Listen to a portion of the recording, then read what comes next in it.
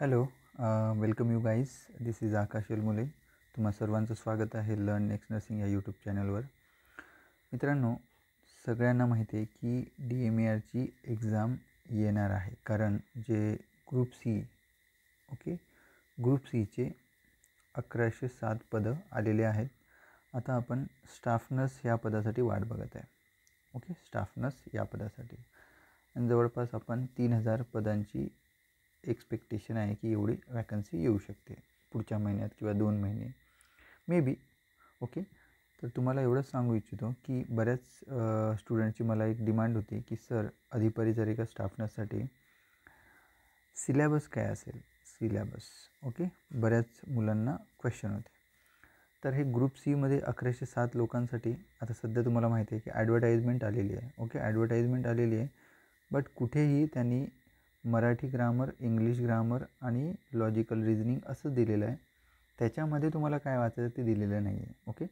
तर तुम्हाला सांगू इच्छितो की 2023मध्ये जी झालेली आहे, जी की कॉट 2023 यामध्ये जाऊन तुम्ही स्क्रोल डाऊन करून यामध्ये हे ॲडव्हर्टाईजमेंट बघू शकता.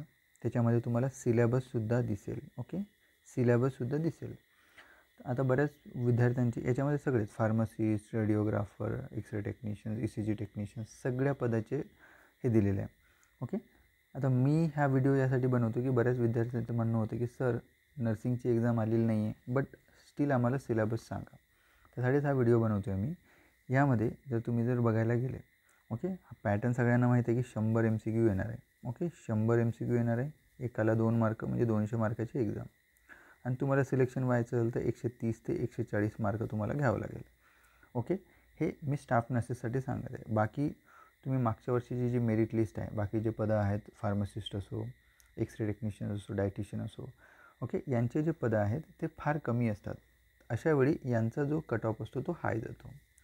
ज्यांचे पदं जास्त, स्टाफ नर्सचे पदं जास्त, त्यामुळं त्यांचा जो कट ऑफ आहे तो खाली येऊ शकतो. म्हणजे आपण 130 ते 140 मार्क पकडू ठरतो की याच्या जवळपास जर तुम्हाला मार्क भेटले तर तुमचं सिलेक्शन मॅक्सिमम चान्सेस आहे सिलेक्शन होण्याचे. तर यामध्ये आता तुम्ही बघू शकता इंग्लिशमध्ये, तर इंग्लिशचे 15 MCQ आपण एक्सपेक्टेड धरून चालू. जो सिलेबस आहे 60 तुमचा नॉन नर्सिंगचा आणि 40 नर्सिंगचा असा होता 2023मध्ये. सेम लाईक दॅट आपल्याला माहिती नाही आहे, बट सध्या तुमचा अभ्यास या पद्धतीने चालू ठेवायचा. म्हणजे इंग्लिशचे 15 MCQ येणार. त्यामध्ये जर ग्रामर बघितलं, सिनोनाइम्स म्हणजे समानार्थी शब्द, अँटोनाइम्स म्हणजे तुमचं निगेटिव्ह म्हणजे विरुद्धार्थी शब्द, स्पेलिंग, पंक्च्युएशन, टेन्सेस. पंक्च्युएशन म्हणजे शुद्ध अशुद्ध जसं म्हणतो ना आपण, की म्हणजे स्पेलिंगमध्ये.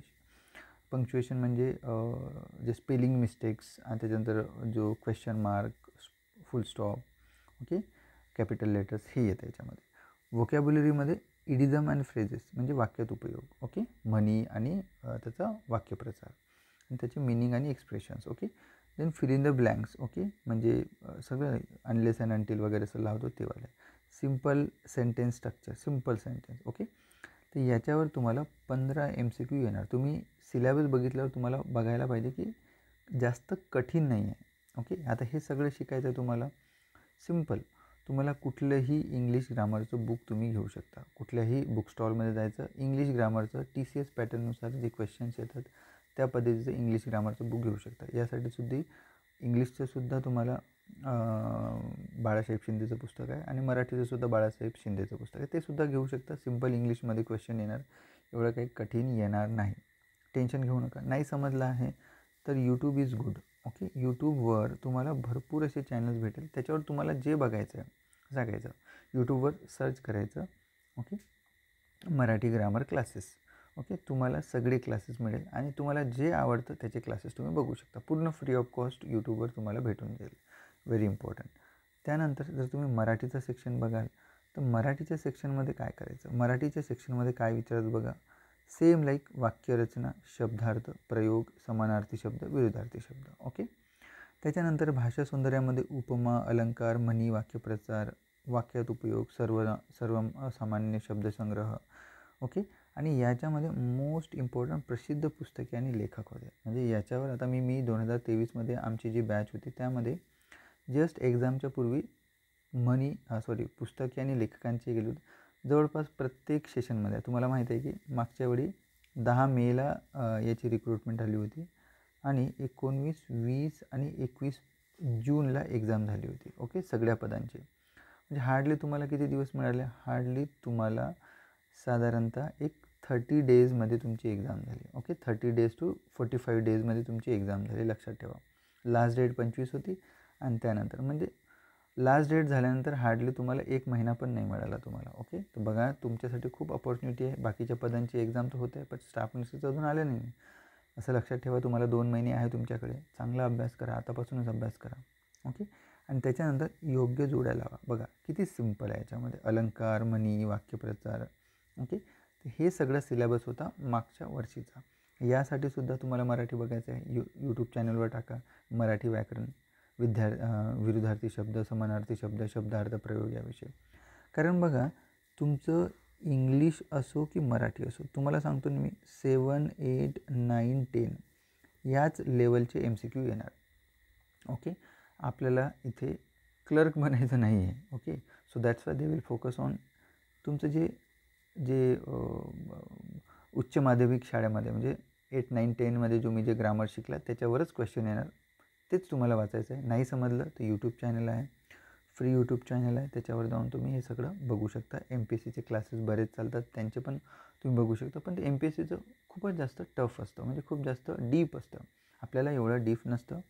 बट स्टील याच्यासाठी सुद्धा तुम्हाला बाळासाहेब शिंदेचं मराठीचं पुस्तक येतं, मराठी ग्रामरचं. हे सुद्धा तुम्ही रेफर करू शकता, इझिली तयार होऊन जाणार. ओके, ठीक आहे. हे सुद्धा 15 मार्काचं येतं. त्यानंतर तुमचं येतं जनरल नॉलेज. ओके, जनरल नॉलेजमध्ये काय काय क्वेश्चन येतं बघा आता.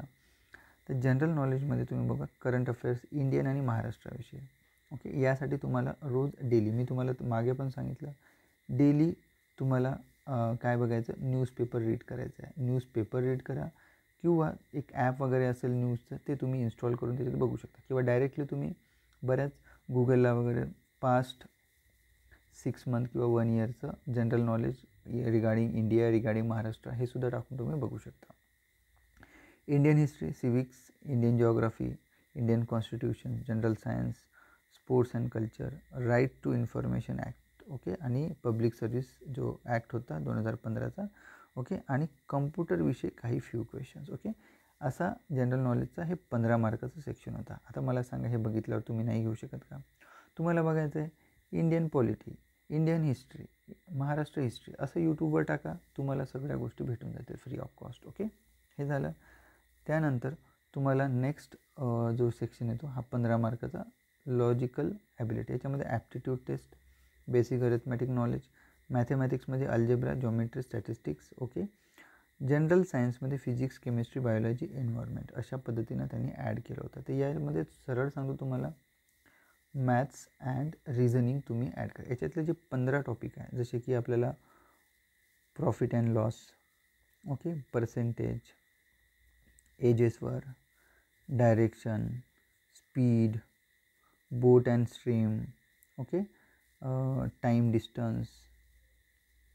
ओके, त्याच्यानंतर आहे LCM, ओके, त्याच्यानंतर आहे तुम्हाला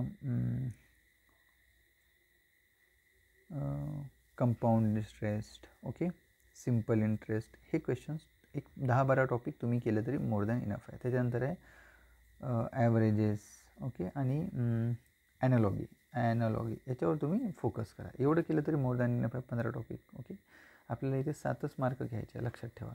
मला माहिती आहे नर्सिंगमध्ये जेवढे विद्यार्थी आले त्यांचं काही मराठी, त्यांचं काही गणित एवढं चांगलं नसतं. ओके, बट स्टील आपल्याला हाफ मार्क तर आपण घेऊ शकतो. एवढं तर प्रिपरेशन तुम्ही करू शकता, करा.